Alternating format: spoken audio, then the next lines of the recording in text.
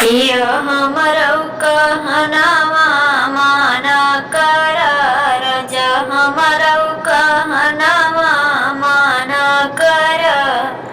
देश परदेश रजनी को ना लागे, देश परदेश रजनी को ना लागे।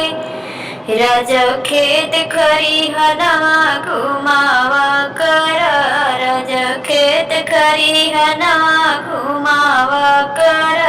राजा हमरौ कहनावा माना कर, पिया हमरौ कहनावा माना कर।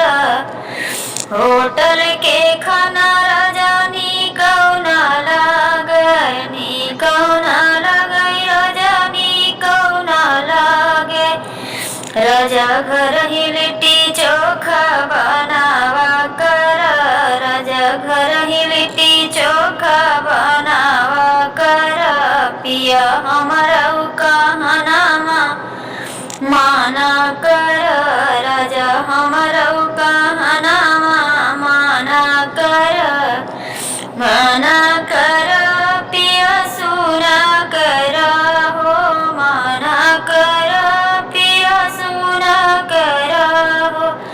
राजा हमरौ कहनावा माना कर, सजन हमरौ कहनावा माना कर।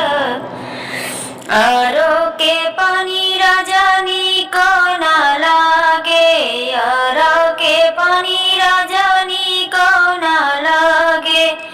राजा कुआं से पानी भरलावा कर, राजा कुआं से पानी भरलावा कर।